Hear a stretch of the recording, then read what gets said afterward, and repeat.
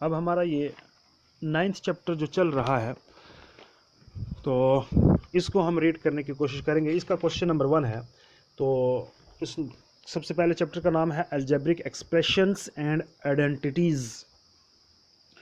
तो इस 9th chapter का फर्स्ट एक्सरसाइज से हम शुरू करेंगे। तो देख लीजिए फर्स्ट एक्सरसाइज में फर्स्ट क्वेश्चन क्या है। क्वेश्चन है हमारे पास, identify the terms their coefficients. दो ही चीज़ें हैं, एक टर्म है और एक क्या है, कोफिशिएंट है। For each of the following expression, कह रहे हैं कि हमने आपको जितने भी ये नीचे पार्ट्स दिए हैं, एक्सप्रेशंस दिए हैं, उनमें आपने दो ही चीज़ें अलग करनी है, एक टर्म्स करनी है और एक कोफिशिएंट उनके अलग अलग करने हैं। फर्स्ट पार्ट जैसे 5xyz² - 3zy।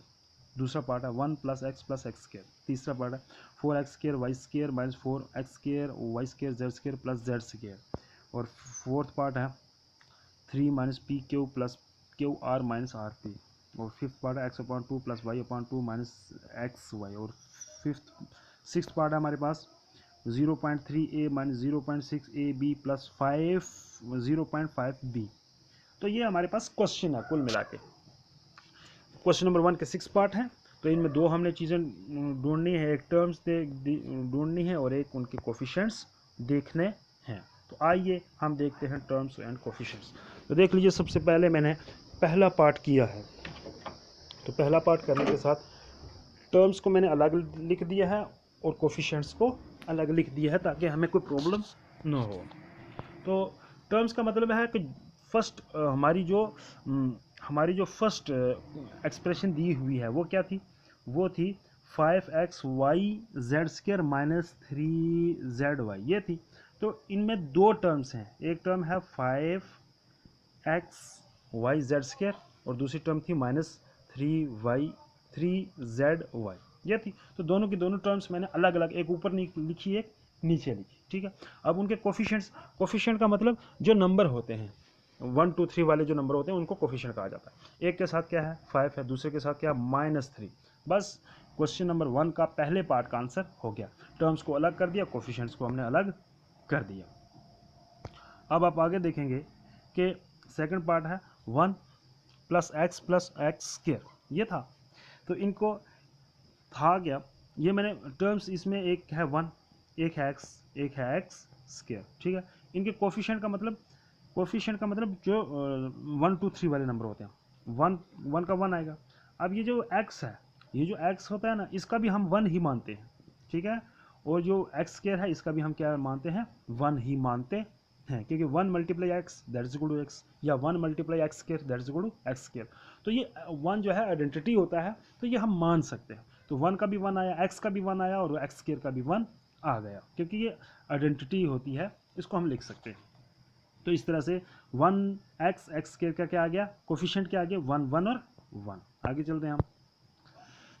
अब थर्ड पार्ट है हमारा, थर्ड पार्ट आपके सामने है, कौन सा है, 4x² y², ये एक टर्म होगी। दूसरी टर्म होगी -4x² y² z², दूसरी टर्म होगी। और तीसरी है z²। तो इसके कोफिशिएंट कौन से, एक है 4, एक है -4, एक है 1, ठीक है। ये कोफिशिएंट होगी।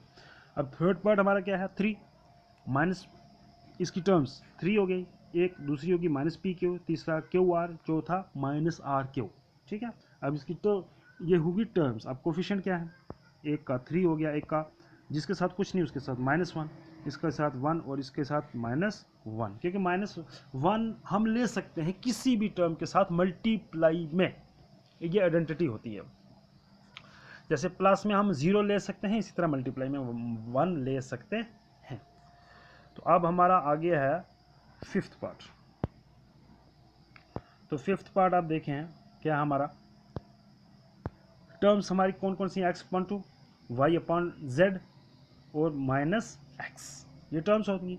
इनके कोफिशिएंट क्या हो गया, x/2 का मतलब 1/2, y/z का मतलब 1 x/2 y/z, क्या y/2 है, ये z नहीं है, सॉरी, ये y/क्या है, 2 है। तो इस तरह से 1/2 आ गई। ये आप देखेंगे ये वाली क्या है, ये वहाँ यहाँ y/z लिखा नहीं है, y/z नहीं है, ये y/ क्या है जी, 2 है, ये याद रखेंगे, ये y/2 है। ओके, तो इसका 1/2 आ गया, टर्म कोफिशिएंट आ गया।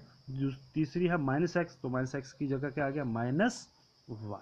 ठीक है, अब लास्ट का है हमारा 6th पार्ट, 0.3a -0.6ab, तो -0.5b, तो ये होगी टर्म्स। अब इनके कोफिशिएंट का मतलब नंबर्स कौन कौन से हैं, 0.3 एक आ गया, -6 0.6 दूसरा आ गया, और 0.5 क्या आ गया, तीसरा आ गया। तो ये इस तरह से हमने 6 के 6 पार्ट्स के टर्म्स अलग कर दी और कोफिशिएंट्स अलग कर दिए हैं। बस एक ही चीज़ इसमें आपने समझनी है कि जो सिंपल नंबर थे ना x y, तो उनका हमने 1 ले लिया है, ये आइडेंटिटी होती है।